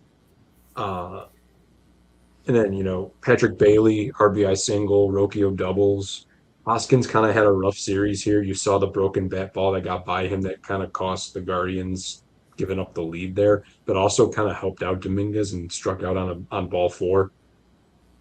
But ultimately, the Guardians found a way to scratch out the lead. Sac fly by Manzardo scores Patrick Bailey. I thought that was interesting because our third base coach for this game and for this series wasn't our normal first base coach or our third base coach. It was JT McGuire who was filling in, and he had held Khalil Watson earlier in the game at third. I think it was in the 7th. A much better, faster runner than Bailey, and then we send Bailey in the 9th on a sac fly, and he barely makes it, probably because he ran through home plate and didn't slide the way I was going to ask that, pitcher actually. expected. What was that? I was going to ask that, actually, because he actually ran through, if that's why he was safe. I think so. I think it's a combination of he was a little bit faster than he would normally be, and also like just the expectation that you're going to slide, and he didn't. Cade Smith comes in. Cade Smith had pitched the 8th because he hadn't pitched in several days, and they wanted to get him work. The Guardians took the lead in the 9th, as I just mentioned a minute ago, so they went back to him, and that doesn't work out. A lot of talk about whether or not perhaps they should have walked Sam Antonacci here as he got the walk off. Um, I've gone back and forth on this just myself, and Miguel Vargas is a heck of a hitter, and he was up next. Yes, you get a righty-righty situation out of having him hit, but would you really rather face Vargas than Antonacci, especially when you have your best pitcher on the mound? Do you really need to play matchups in that case? Go have Cade Smith go get whoever's put in front of him. It just didn't work out, and I do think maybe the pitches piled up on him a little bit here. This 9th inning went a little bit longer than expected, and so the other thing that happened here is the reason we got in this scenario in the first place was Tristan Peters hit a check swing double that put runners on second and third in the first place, and Beautiful, by the way. a little bit of bad luck. But White Sox won. They took it away, and good for them. Again, if you're asking me 2025, 2024, 2023, even 2022, like the last 5 seasons, this is a loss. Yeah. This could have definitely been a sweep by Cleveland. We just, whether it was Cade Smith being thrown out there for too long, I don't believe that. I think he's a really good pitcher. I just think that again, whether it's the magic wand, whether it's the Pope, like again, these guys believe at the end of the day that they can pull this out one way or another, and then they do it. Um, I I don't I know think about divine intervention, but the White Sox got some good swings off of Kate Smith in this series. They really did, and we're going to talk more about that. But well, and that's the they did thing. We they did a couldn't do job. anything against starters. Your starters did great the entire series. I mean, Gavin Williams, 5 innings pitched, two earned runs. Game 2, Parker Messick, 7.2 innings, two earned runs. Game 3, Tanner Bybee, 6 innings pitched, 0 earned runs. Like, we could not do anything real against starters.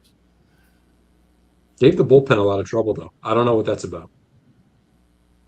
And I think that's what it's been is that Venable pitch hitting when he needs to, bring in the right guys when they need to. And that's been the difference between a lot of these series. And I do want to call out I don't remember exactly which game it is, but Watson came in, goes 1 for 1 with 2 RBIs in game 1. So he starts right off the bat trying to hurt us. So that was interesting to see. I was not. I He literally came to bat, and I text to our Discord group, "Who is Khalil Watson? I've never heard of Watson before. What's going on?" So Moving to game The first two, game I was did want so. to go ahead. I just want to say the first game was just so wild because you get the Guardians coming back and then White Sox walk it off, and there were two reviewed calls at home plate, and you had the check swing double and the bat that went right at was it Hoskins at first that like the bat Yeah, flew off towards yes, him. And yeah, it was a that was in the weird ninth or the game 10th overall. one. Or, yeah, ninth. game two.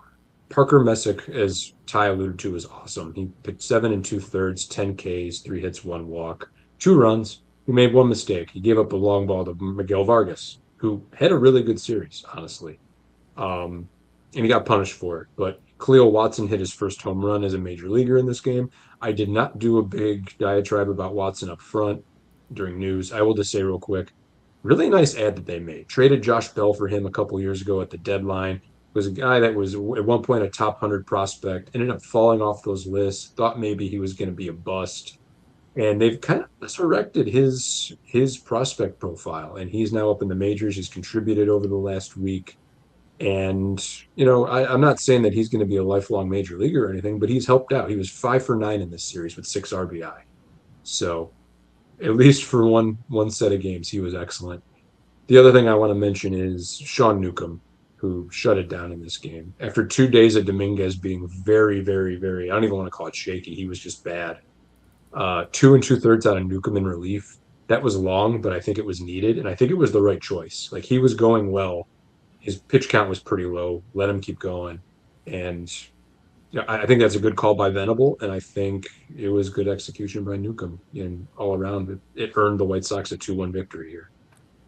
Well, and I will say on Newcomb, like if as it continues to progress of we need starting pitching help, we need relief help. If they don't get starting pitching help and they just get 2 relievers, maybe I could definitely see Sean Newcomb being one of our starters by the end of the season, and he proved it to you with this game. 45 pitches, 2.2 innings pitched.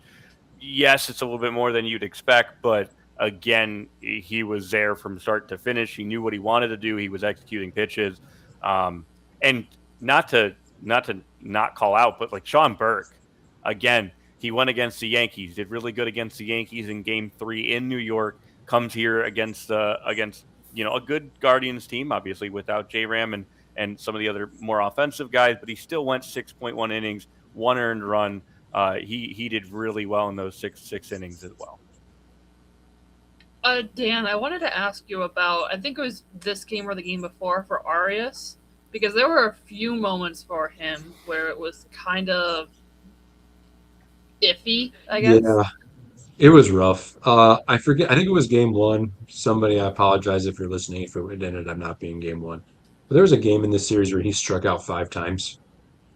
That puts him on a short list of guys that have done that in Cleveland history. It includes Jim Thome, so he's got that going for him. But yeah, Doesn't surprise me. me neither. But yeah, didn't play very well at third either. He sat for a few days after that, and he was back in the lineup today. he's just so incredibly inconsistent. That guy is he's frustrating to watch because he's a super talented ball player. Like he's got great tools. He's just never put it together. And he'll look great for a week, but he'll look completely lost for two after that. And he looks lost right now, honestly. Game three. Game three. I mentioned Tanner Bybee. Tanner Bybee threw six scoreless here, gave up three hits, only had three Ks, but six scoreless, got him into the seventh. The problem was it was a bit of a mess getting it to the ninth.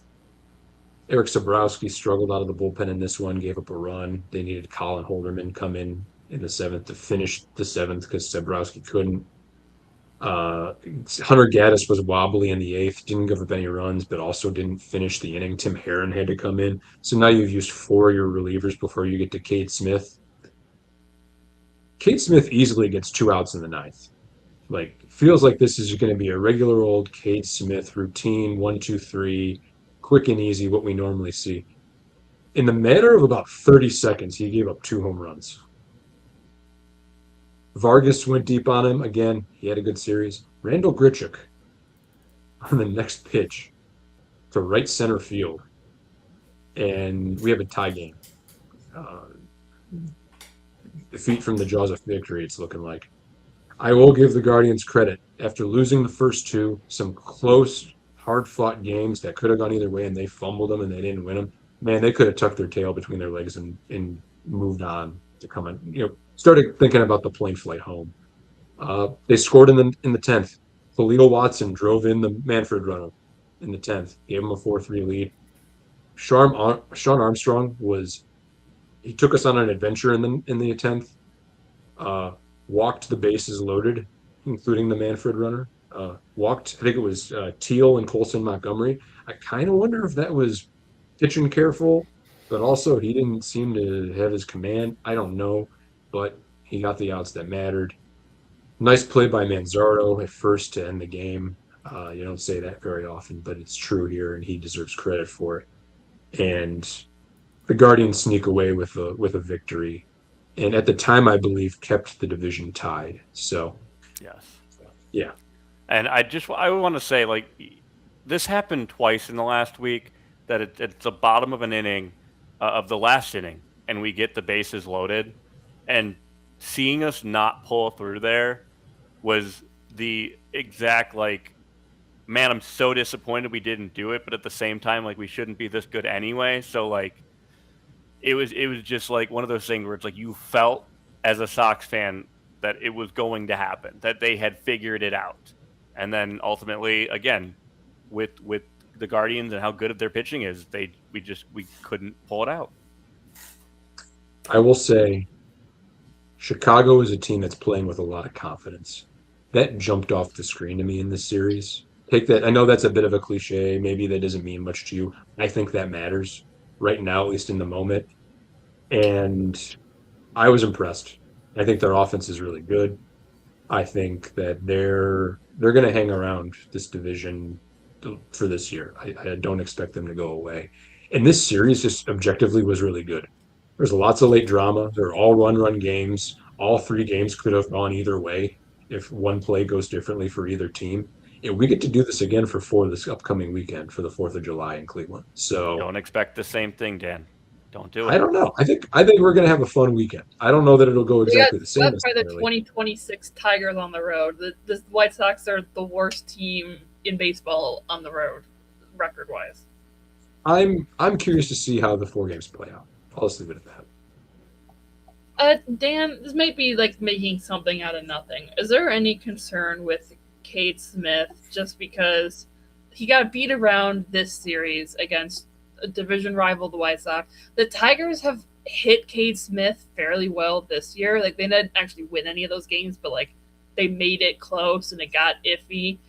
Is there a concern with him that teams are figuring him out in a way? At this point in time, I'm not that concerned about that. I will say the one thing he hasn't got going for him lately is that his appearances have been very sporadic. Like I mentioned a minute ago, he pitched the eighth inning of that game one because he hadn't pitched in a while. Like his, they haven't won a lot of games. They haven't. it's either like he's not pitched, or then when they find him an opportunity to, he ends up going 2 innings because guys in front of him in the bullpen kind of didn't get their job done, and he has to come in the eighth. So I think how they've utilized him lately hasn't been to the most optimal for him.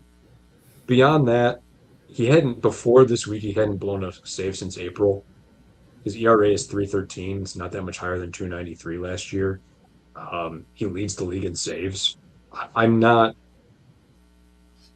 This is admittedly a hiccup, but I'm not at a point where I'm like, there's something wrong. No, I'm not there. So just to Yeah, verify, it just stood out to me that back-to-back appearances, it was just got hit hard a lot. that I will was two say blown maybe saves in both appearances. Just calling that I out. will say I did say earlier Chicago had some good swings off of him. Chicago might just I don't want to say have his number because there's no substance behind that. But they might have scouted him well. There might be something that they do. Maybe they noticed something about his delivery. I don't know, Or he but was tipping his maybe there pitches. was something Chicago centric there where they just saw him well. I don't know, but they did get good swings off of him. I think that's easily true. I will say as we wrap up the series preview or review, again, as Dan said, this series could have easily gone flip flopped. It could have been one win for the Sox, two for the Guardians. And again, I just want to push that it was a great series. It was fun to watch. That was good baseball. Agreed. Well, speaking of good baseball, let's talk about the opposite of I was that. about to say, let's see this show. So let me set this up real quick. Initially, Stephen Kolek was supposed to pitch this game. He got put on the paternity list very quickly before the game, and so the Royals had to call someone up and sort of scramble to, uh, adjust the plan. Now, that's not an excuse for giving up 22 runs, but I feel like that's the type of thing that precedes something like this. So Are let's go we ahead are and we not sure that Kolak didn't know that the White Sox were already the Royals' daddy, and that's why he went on the paternity test? You don't have to respond to that, Sam. It's okay. I'm just gonna I let was so- Eric so saying pumped the up. word daddy just kind of hang in the air for a little bit. Clip that. Go ahead, Ty. Cook. Like what do you say? Like what it was really fun to be a Sox fan this game. I was really glad we streamed it. If you're interested, go and watch that watch along. Again, it's been 20 years since we've done this. The fact that this was a bullpen game for Kansas City, like I hope at some point we can do this against a real starter too. No, Ty. These are major leaguers. Like, don't Your put bullpen that has been into. terrible all year. Don't give me that. No, dude. Take your lap. Don't discount the accomplishment. They kicked so much butt this game. Yeah. It was so fun. I It do was so fun. like in the middle of that stream, we were wondering if the White Sox batted around in the third inning, and then we looked. Oh yeah, there's 10 runs on the board. There's no way for them not to. The inning was just so long, we thought it was two separate innings. Because we were kind of bouncing around and not really paying attention. I mean, look, that stream was very fun because all the games were very wild, but also at some point we just stopped watching the games because they were kind of boring. Because it was just 22 like this game was 22-1. The Twins game got exciting, but for most of it they were leading by 7 runs. The Tigers beat up on Houston 8-0, and the Guardians were just losing in a very boring way. It was just a very weird, fun stream because we were just going between all the games. We go, oh look, Chicago scored 3 more runs. Right. And I By the want way- to call out before we get off of game 1. David Sandlin, 6 innings pitched, 1 earned run. Like he did good. We brought him back up off of AAA if you remember him from the Twins second 2 Twin series. where he shoved in the first one, and then we went to Minnesota and they teed off on him. He comes back against Kansas City. He does decent, obviously against a hurt team or just not a team that's not really feeling it right now. But it was good to see. I was surprised that he was actually DFA'd after this game, again, leading to Noah Schultz coming up later this week. And then I do want to call out, I believe, let me verify this, Jacob Gonzalez got his first Major League home run in this series off of Mitch Spence. So that was cool to see as well. Real quick fun fact, Ty, do you know what the record for most runs scored by the White Sox in a game is? 29. It is 29. Do you know who that was against? The Kansas City Athletics? That is correct. It was, I looked this up. It was 1955 against the then Kansas City Athletics. I love that both of them are against Kansas City teams. Mm-hmm. I would like to mention on stream, we looked up the last time the White Sox have scored 20 plus runs. We looked through the box score and everything, and Ty, no recognition. He did not realize that he attended this game. No clue. It's a very fun game. It's very silly, but yes. Moving into game 2, we still had a 2 and a 1 in the final scores, except it was just 2-1. I think everyone was tired. I'm not sure, but I will say to Kansas City's credit, Michael Wacha, 7.2 innings pitched. He does well in Chicago. Sam, I don't know if you know anything about that, but I only gave up 1 earned run. He had a really good game, and we couldn't figure it out. He's had a lot of good starts that have been squandered this season. Also, realizing the 2 errors that Kansas City committed this game. Well, I was just about to say, the only clip I saw from this game was that play where I think it was Daniel Lynch, the fourth, takes a ground ball and then 10 feet away throws it directly into his third baseman's junk. Yep. I don't know. It was really... I think that'll be coming up here in a moment. And again, this just goes back to the 9th inning heroics that we continue to have. Of like, once again, 9th inning, we just end up figuring it out. 1-1 tie, bases loaded, bottom 9th is where we figured where we were able to end it. We'll see that on stream here in a moment. I was actually trying to look up Josh Rojas, previous White Sox member, seemed to do well in the first 2 games or the first game. But I have not seen if I guess he didn't do anything in the second and third game. I think that play we saw right there is just a real microcosm of the Royals this year, where they score a run in the 7th inning to go ahead, and then a guy gets thrown out at third base to make the last out of the inning. And yeah, this was the 1500th career strikeout for Michael Wacha right there. Cool. Did do well. So here's the bottom of the 9th. We've got first and second. We get a little bunt over. That's where. Oh no! Oh, man. I don't know why he threw it. He was 10, 15 feet away and just directly. Does not like his third baseman. Talk about a microcosm of the Royals season right there. Oh, I want to see this again. Yeah, let's replay it for those who didn't see it yet. Bunt play to third, goes down the third base line. Yeah.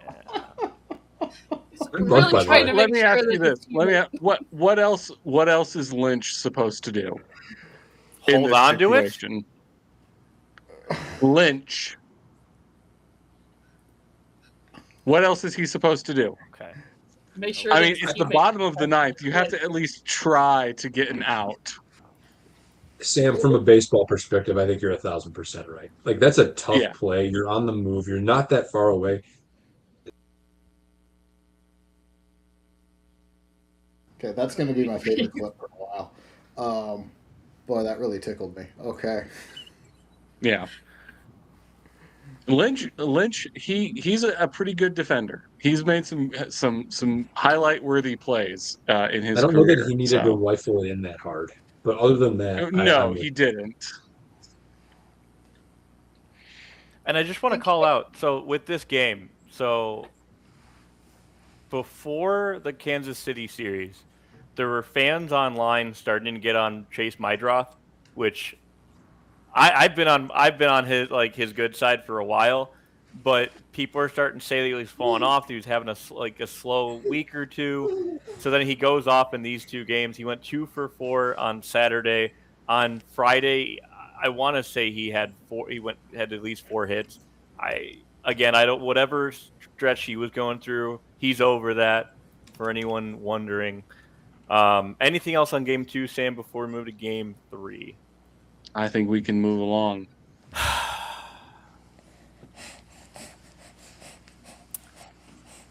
This one sucks. This one really sucks. Oh, you After outscored them by 23 runs the first 2 games, and oh no, so sad you didn't get the sweep. we should have though. Again, this is where at the end of the season, you're like, if we would have won the Guardians' game of the series, if we would have won the Royals' third game of the series. I mean, once again, Anthony Kay goes out there, gives up five runs, 4 earned in 3 innings against the Royals. Like, it's going to be a hard fight to get where you need to get. Now, Avila didn't have a great start either, 4 runs in 4 innings. But again, you got to figure something out. You really do. When you're at home, when these are the types of games that shouldn't get away from you. Yeah, and I do think there is something to the fact of if you want to be a winning team and you want to make the playoffs and you want to be competitive, these are the type of games that should be won. That's fair. But yeah, there no, is the no Royals fault. were able to get a pretty solid performance out of their bullpen. Bullpen pitched 5 innings and did not give up a run, which was the difference here in this game. So Royals, some scoring early, and then the Royals were able to just maintain the rest of the way. So We needed a day off. That's all it was. Well, as I said, I think the Royals organization are going to have a lot of days off. Some of those folks are going to have a lot of time off coming up here soon.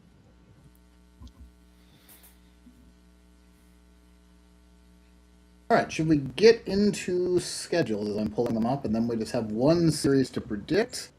We've already talked about a couple of times, but let's talk about what the rest of the teams are doing. And yes, I'm absolutely buying time so I can pull these up on my screen, but don't mind that. And That's where you do the here sharing my screen. and right here. Okay. All right, the White Sox are going for Baltimore Monday, Tuesday, and then to start off, they have Cleveland for 4 to finish out the week, starting Sunday. Guardians go to Texas, or versus Texas, and then have the White Sox for 4.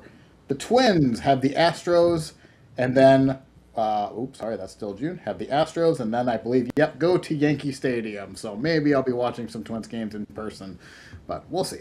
The Tigers have the Yankees, and then the Range are going to the Rangers, and then finally in the cellar, the Kansas City Royals have the Rays, and then go on to Cincinnati. No, Then they have the Twins No. starting at the end of this. no, week. this is June. This is June, Eric. You're right. This is June. You're right. They go play the Rays, and then they're against the Phillies. So with that, one series to predict. It is a 4-game series. The White Sox versus the Guardians. Lee, you are up.